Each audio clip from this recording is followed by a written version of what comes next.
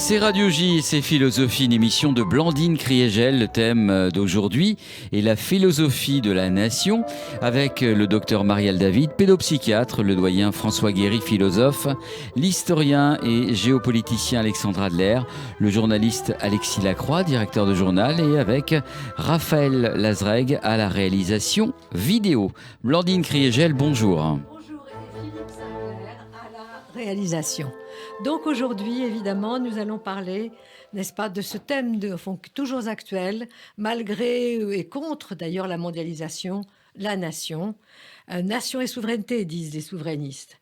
Il est incontestable que, au fond, le débat sur la nation a commencé d'une certaine manière avec rage au début du 19e siècle en Allemagne, et en particulier avec les discours à la nation allemande de Fichte, et que ce sont les philosophes qui ont posé la question de la nation, du principe de la nation en Allemagne, auxquels ont répondu, au fond, tout au long du 19e siècle, et assez même tardivement, à la fin du 19e siècle, cette fois les historiens français. Et donc, nous allons commencer par un texte tout à fait remarquable de Fustel de Coulanges sur la nation, l'Alsace est-elle française? On écoute notre ami Alexis Lacroix. Texte de Fustel de Coulanges. Réponse à Monsieur Mommsen. L'Alsace sera-t-elle à la France ou à l'Allemagne? La Prusse compte bien résoudre cette question par la force. Elle parle allemand et vous en tirez cette conséquence que la Prusse peut s'emparer d'elle. En vertu de ces raisons, vous voulez qu'elle vous soit restituée. Vous appelez cela le principe de nationalité. Vous invoquez le principe de nationalité, mais vous le comprenez autrement que toute l'Europe. Suivant vous, ce principe autoriserait un État-puissance à s'emparer d'une province par la force, à la seule condition d'affirmer que cette province est occupée par la même race que cet État. Suivant l'Europe et le bon sens, il autorise simplement une province ou une population à ne pas obéir, malgré elle, à un maître étranger. À quoi distinguez-vous la nationalité? À quoi reconnaissez-vous la patrie? Ce n'est ni la race, ni la langue qui font la nationalité, ce n'est pas la race. Si les nations correspondaient aux races, la Belgique serait à la France, le Portugal à l'Espagne, la Hollande à la Prusse. La langue, on parle 5 langues en France, et pourtant personne ne s'avise de douter de notre unité nationale. On parle 3 langues aux Suisses, on parle anglais aux États-Unis. Voyez-vous que les États-Unis songent à rétablir le lien national qui les unifiait autrefois à l'Angleterre. Vous vous targuez de ce qu'on parle allemand à Strasbourg. En est-il moins vrai que c'est à Strasbourg que l'on a chanté pour la première fois notre Marseillaise? Ce qui distingue les nations, ce n'est ni la race, ni la langue. Les hommes sentent dans leur cœur qu'ils sont un même peuple lorsqu'ils ont une communauté d'idées, d'intérêts, d'affections, de souvenirs et d'espérances. Voilà ce qui fait la patrie. L'Alsace, savez-vous ce qui l'a rendue française? Ce n'est pas Louis XIV, c'est notre révolution de 1789. Nous possédons au XIXe siècle un principe de droit public qui est infiniment plus clair et plus indiscutable. Notre principe à nous est qu'une population ne peut être gouvernée que par les institutions qu'elle accepte librement et qu'elle ne doit aussi faire partie d'un État que par sa volonté et son consentement libre. Voilà le principe moderne. Fustel de Coulanges, l'Alsace est-elle allemande ou française dans les questions historiques? Merci beaucoup, cher Alexis, de cette lecture de ce texte étonnant, n'est-ce pas? Alors, un mot d'abord sur Fustel de Coulanges. Fustel de Coulanges est un grand historien, historien de la cité antique, historien de l'ancienne France, quelqu'un qui est malheureusement trop oublié aujourd'hui. Il a été évidemment professeur à la faculté à Strasbourg jusqu'en 1870. Et on l'a compris, c'est un texte de circonstance. L'Alsace sera-t-elle allemande ou française? C'est au lendemain de la défaite de 1870 que s'est posée la question, avant l'annexion, hélas, n'est-ce pas, de l'Alsace.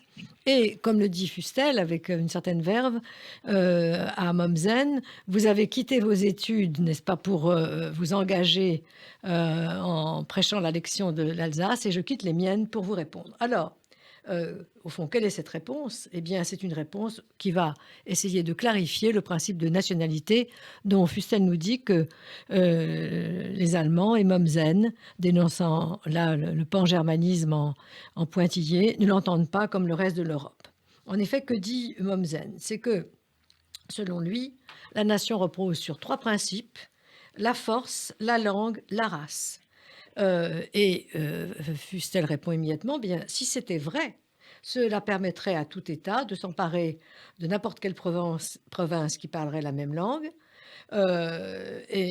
Donc, si c'était vrai également, eh bien, au fond, toute la distribution des nations se changer. Donc, qu'est-ce que la nationalité? La nationalité ne repose pas sur la race, on dirait plutôt aujourd'hui l'ethnie, hein. C'est en ce sens-là que c'était entendu dans ce texte. Et les exemples qu'il donne sont remarquables. Si c'était le cas, dit-il, la Belgique serait à la France, le Portugal à l'Espagne, la Hollande à la Prusse, et ce n'est pas non plus la langue. Parce qu'en France, on parle 5 langues, en Suisse, on en parle 3, il n'y a qu'une nation. A contrario, les États-Unis, évidemment, parlent anglais comme en Angleterre, mais ne veulent évidemment pas redevenir la même nation, une nation unie avec l'Angleterre. Et enfin, pour montrer qu'il y a une sorte de mélange, n'est-ce pas, des ethnies. Certes, à Strasbourg, et de la langue, certes, à Strasbourg, on parle allemand, mais au fond, l'histoire est complexe. C'est à Strasbourg que pour la première fois, avec Rouget de Lille, ça c'est moi qui l'ajoute, on a chanté la Marseillaise. Donc, qu'est-ce que la nation? Et sa réponse est tout à fait remarquable. Il explique qu'une nation... c'est ce qu'on aime, la patrie c'est ce qu'on aime, une loi du cœur par la communauté d'idées, d'intérêts, d'affections, de souvenirs et d'espérances. Et d'ailleurs il ajoute dans une autre partie du texte que ça ne marche que lorsque on est unis par les mêmes lois, le même état et au fond la même confiance, n'est-ce pas, dans la prospérité et dans la vie bonne, la vie commune de la nation. Donc, autrement dit, eh bien, il conclut que, comme le dira ensuite Renan après lui, qu'une nation consiste à reconnaître, certes, qu'il existe un contrat, qu'il existe plus exactement un esprit de la nation, une culture nationale, une communauté, mais que cette communauté particulière doit s'universaliser par l'assentiment de tous, par un contrat passé entre tous, parce que les volontés humaines changent, ne sont pas éternelles.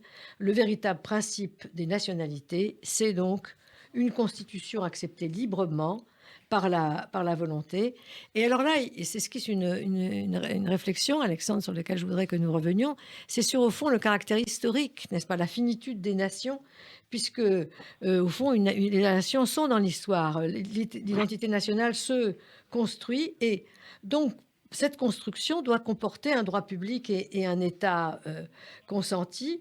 Mais cette finitude qui avait été mise en avant par la philosophie allemande des nations, eh bien, elle est à penser jusqu'au bout.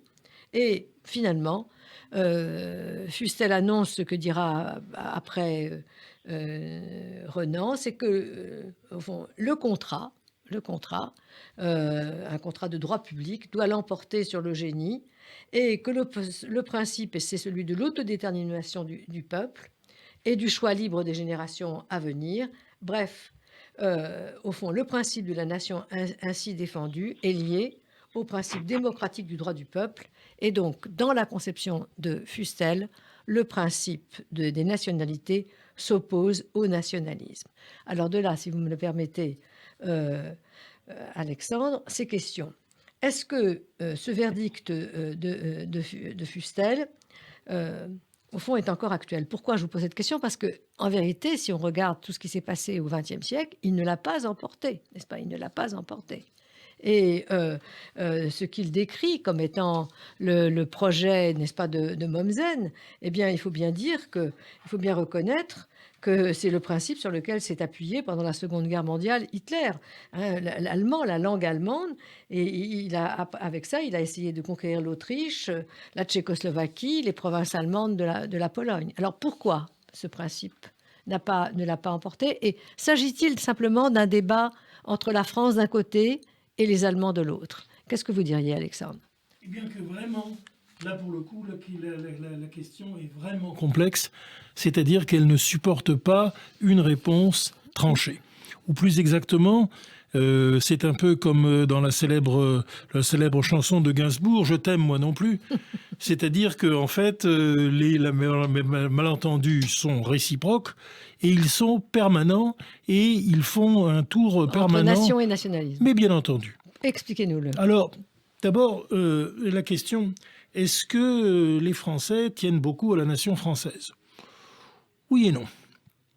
Car si, dans le mémorial de Sainte-Hélène, Napoléon Bonaparte a tenu à dire que c'était le pays de son cœur avec lequel il avait toujours contracté une espèce d'alliance mystique, la réalité est tout autre.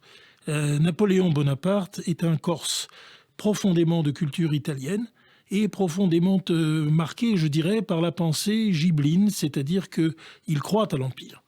Alors l'Empire, évidemment, un empire imaginaire, mais évidemment, petit à petit, cet empire va être peuplé par les conquêtes extraordinaires qu'il réalise. Et il n'est pas vrai... Il s'est emparé par force de nation.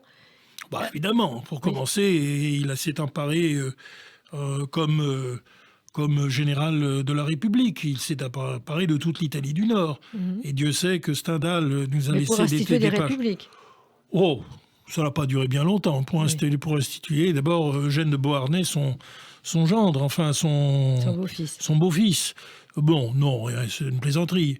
Il n'a absolument pas fait des républiques. Il a, par contre, ce qui est vrai, partout pérennisé les acquis définitifs que la République avait permis, c'est-à-dire, en fait, le droit civil, le code civil, et un certain nombre de libertés, dont, par exemple, la liberté de tous les cultes, y compris celle du judaïsme. Donc, tout ça est vrai. Mais en même temps, derrière cela, il y avait quand même une vision impériale. Et bien entendu, lorsque les Polonais se sont soulevés comme un seul homme, lorsqu'il a commencé à envahir la Pologne après 1806, et s'ils ont ensuite été d'extraordinaires combattants des légions, dites d'abord la Légion de Varsovie, et qui ont ensuite accompagné les conquêtes de l'Empire, y compris jusqu'à Madrid. C'est le col de Somosierra, la percée de Madrid, la funeste campagne d'Espagne. On le doit à l'héroïsme des Polonais. Alexandre, donc, je comprends bien, vous nous dites qu'il y a un principe des nationalités en France qui déroge complètement à ce que vient de nous expliquer ici Fustel de Coulanges. Mais bien entendu. Qui a été appliqué. Par l'Empire. Par l'Empire, et l'Empire est un grand rêve. Oui. Donc la France se pense, évidemment, elle voudrait étendre les lois françaises à tout un espace impérial vaste, mais qui comprend une grande partie de l'Allemagne. Mais ensuite, néanmoins, là, avec Fustel, nous sommes à la fin du 19e siècle, avec Fustel et Renan, à la fin du 19e siècle, il y a eu un ressaisissement remarquable. Puisque l'Empire n'était pas de notre côté, l'Empire, enfin... c'est un ressaisissement de battu. Étant donné que la France a été battue et rebattue par l'armée de Bismarck, oui, effectivement, il a fallu penser à autre chose et on a dit oui, la France est une idée spirituelle et comme tous avaient été des professeurs à l'université de Strasbourg, y compris le grand Pasteur, eh bien ils ont dit en perdant Strasbourg, nous avons perdu notre âme. Oui. Et bien entendu, je termine encore c'est que bien entendu, les Alsaciens, tous, Alfred Dreyfus bien sûr, dont les affaires étaient encore celles de son frère à Mulhouse, c'est-à-dire en territoire allemand. Et bien entendu aussi tous les antidreyfusards, les Sandherr, le service de renseignement français n'était fait que d'Alsaciens. Oui, mais alors, je comprends bien, mais ce que vous nous dites, mais même s'ils n'étaient pas de purs républicains, Renan et Fustel de Coulanges, à la fin du 19e siècle, ouvrent quand même une conception, au fond, républicaine de la nation qui s'oppose au pangermanisme allemand et, si vous voulez, à une conception des nationalismes qui, elle, au contraire, va défrayer la chronique et surtout la pensée, va se déployer en toute la pensée allemande, dénoncée d'ailleurs comme pangermanisme, en France. Bon, mais écoutez, si vous permettez-moi quand même de dire un mot là-dessus, c'est que... Oui, mais... Non, je vous permets pas, Alexandre, parce que je voudrais qu'on puisse entendre notre ami François Guéry, et qui nous dit ce qu'il pense de cette discussion. François, vous nous avez écouté ? Oui, j'écoute tout à fait. Et alors le premier point, sur Fustel de Coulanges, je suis très bien dans la passion et le désespoir de voir s'en aller l'Alsace et la Lorraine. Là, je comprends très bien cet argumentaire passionné. Bon, mais sur la langue, c'est terrible. Parce que, malgré tout, s'il y a eu une influence civilisatrice, une mission civilisatrice de la France, elle était très attachée à la langue française, donc à la littérature française. La francophonie, on dit aujourd'hui. Oui, oui, heureusement, c'est ça. La francophonie, ça veut dire en fait que en Afrique, il y a des francophones.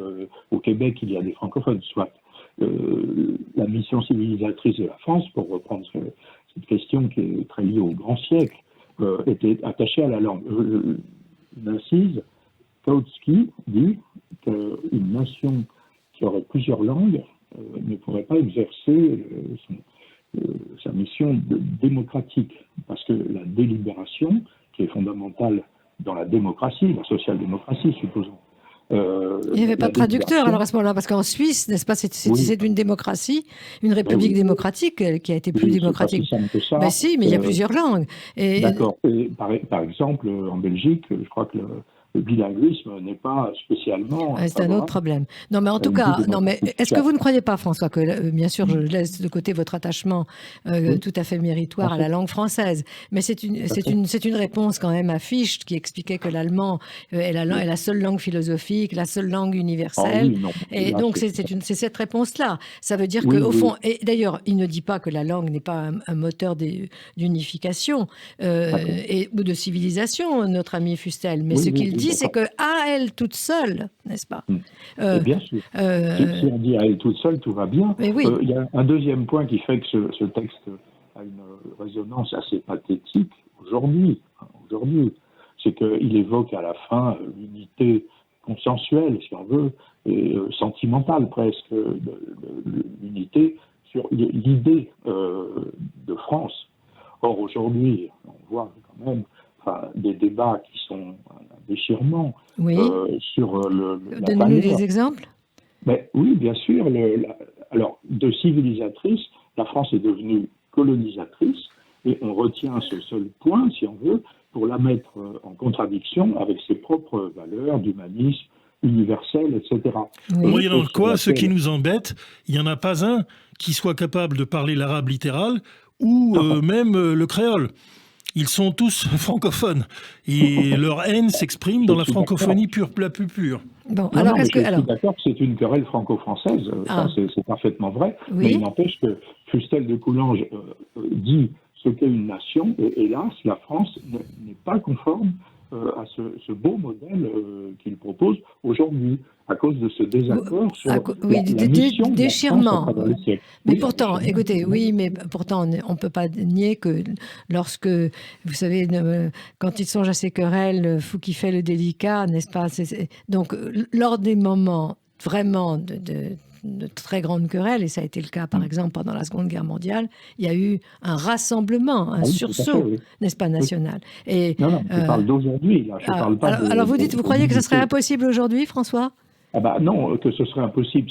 Effectivement, cette unité qui fait la nation n'existe pas dans le débat français contemporain.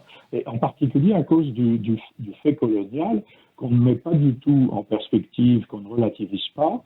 On ne fait pas état des tendances transhistoriques coloniales du monde arabe et en Afrique. À quoi pensez-vous, François, quand vous dites ça? Ce qu'on appelle le commerce triangulaire, qui impliquait des esclavagistes noirs, des esclavagistes arabes, et la participation, que je trouve effectivement scandaleuse, bien sûr, de l'Occident à ce commerce, qui est en contradiction avec les principes de l'Occident, tandis que les autres, si on veut, n'avaient pas ce problème cornélien de contradiction. Ce que vous dites, si je vous comprends, François, vous me rectifierez si je me trompe, c'est que on défigure, n'est-ce pas, le visage de la nation française en l'incriminant d'un certain nombre de mauvaises actions dont on ne peut pas dire que elle est... C'est-à-dire civilisation devient colonisation. Oui, mais la colonisation a existé néanmoins. Bien, oui, elle est une tâche, je ne dis pas le contraire. Maintenant que la France se résume à cet épisode qui commence en 1830, c'est excessif. Par ailleurs, il y a eu une décolonisation. Oui, non, mais je vous suis tout à fait, mais quand même, est-ce que ça ne vaut pas le coup de maintenir une distinction fondamentale entre un principe des nationalités qui est fondé sur une idée, n'est-ce pas, du consentement à des institutions publiques, à un droit public, et Oui. qui ne s'enracine pas seulement et uniquement dans la tradition, n'est-ce pas, la tradition culturelle ou la tradition religieuse. C'est quand même un principe des nationalités qui a été un très grand progrès. Qu'en pensez-vous? Qu'est-ce que vous répondrez? Oui. Moi, je ne suis pas sûr d'avoir compris la question. Eh ben, écoutez, je vais la formuler plus simplement. Au fond, si vous aviez à répondre à la question qu'est-ce qu'une nation, qu'est-ce que vous nous diriez? Ah oui, mais je pense que ce que dit Fustel de Coulanges est absolument estimable. Je constate simplement. Non, mais est-ce que c'est vrai? Quelque chose Laissons de que côté la France- l'estime. Est-ce que vous pensez Oui, que tout à c'est fait. vrai? Oui, enfin, je trouve simplement navrant qu'aujourd'hui, la France ait perdu cette nation, si je puis dire, cette essence. Oui, vous nationale. pensez que ce n'est pas actuel, que ça ne définit pas la situation française. Alors, est-ce que... J'espère que ce sera futur. Oui, mais écoutez, je vais demander à notre ami Alexis s'il nous écoute. Alexis, est-ce que vous nous écoutez? Oui, tout à fait. Alors, Le débat, Alexis, d'ailleurs, est alors, tout à fait passionnant. bien sûr. Alors, Alexis, est-ce que vous êtes d'accord avec notre ami François?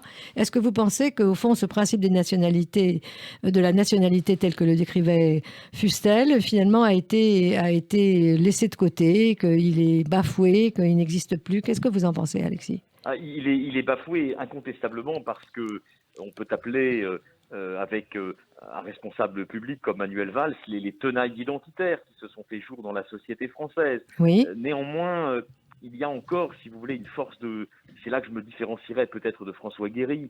Il me semble qu'il y a encore une force de propulsion historique de l'universalisme, de la nation universaliste à la française, de la nation contrat. Et justement, face aux différents périls de fragmentation identitaire de la société française, il m'apparaît, comme à beaucoup de nos contemporains, que cette idée d'une nation qui est fondée sur un plébiscite quotidien, une nation qui se réfère d'abord à la volonté d'être ensemble, plus qu'à des racines communes, cette idée n'a pas perdu de sa force de tranchant historique et de son actualité. Oui, merci beaucoup, Alexis. Mais je vais ajouter quelque chose et vous allez me dire si vous êtes d'accord ou non avec moi. Vous savez, aujourd'hui, Fustel, il est un peu traité comme un chien crevé au fil de l'eau, comme avait dit Lessing de Spinoza. Il est considéré comme un historien has-been qui n'a pas un grand intérêt, et d'autant moins un grand intérêt que c'était un historien qui connaissait parfaitement, au fond, l'histoire du droit, n'est-ce pas, du droit de l'État, du droit antique pour commencer, et que sa conception, finalement, de la nation, elle repose sur une idée élevée et exigeante, n'est-ce pas, de la nécessité d'un droit public. Dans le refoulement actuel, n'est-ce pas, de l'intérêt pour le droit, il y a aussi ce désistement à l'égard de son principe des nationalités. Qu'est-ce que vous en pensez, Alexis? Oui, c'est incontestable. Disons que ce qui a été oublié, c'est l'épaisseur historique, en quelque sorte, de la question de l'état de droit dans la construction des États-nations contemporains. Oui. Et effectivement, vos travaux de philosophie politique, notamment Blandine Kriégel, ont largement contribué à éclairer cette époque. Je remets ça sur le tapis parce que j'ai l'impression que ça ne, au fond, ça ne compte pas aujourd'hui. On ne sait pas que c'est important. Oui, mais le Covid, rien de tel qu'une pulsion négative. Le Covid, rien de tel qu'une pulsion négative pour rendre les gens un peu lucides, est en train de reconvertir une majorité du peuple calédonien, je ne parle pas des Caldoches ici, à l'idée que finalement on est mieux en France. Oui. Et c'est également le cas pour à peu près tous les peuples voisins, y compris des peuples francophones proches de nous, mais qui ne sont pas dans la communauté française, comme par exemple les Mauriciens ou les habitants des Seychelles ou encore les Haïtiens. Tous se disent, finalement, on est mieux en France. Et alors François, qu'en pensez-vous? Oui. Est-ce que vous êtes optimiste comme Alexandre? Moi, je suis d'accord avec Alexandre là-dessus. Mais alors, moi aussi, nous vivons une crise à cause du débat, si on veut, de cette tendance indigéniste, etc., les indigènes de la République, qui occupent une place qui est peut-être, après tout, disproportionnée par rapport à ce qu'ils représentent réellement. Donc, c'est une crise. Que nous puissions sortir de cette crise et retrouver une France, comme on l'aime, je l'espère très fortement. Je pense aussi que l'unité européenne devrait aller dans ce sens-là. Il ne faudrait pas qu'elle soit, si on veut, une force... contre les nations, oui, comme le craignait le général de Gaulle. Alexis, un dernier mot. Donc, au fond, si vous aviez à parier, il y a une actualité de ce texte ou il est vraiment très loin de nous? Qu'est-ce que vous en pensez? Ah, écoutez, moi, mon sentiment, c'est qu'il y a au contraire une pleine actualité de ce texte. Tout simplement parce qu'aujourd'hui, il y a évidemment une tentation qui se fait jour dans des secteurs entiers, notamment de la société française, mais on va dire plus largement des extrémismes au sein des démocraties, des grandes démocraties, de définir l'appartenance à une nation d'abord par des racines communes, d'abord Oui, par oui, au fond, la culture.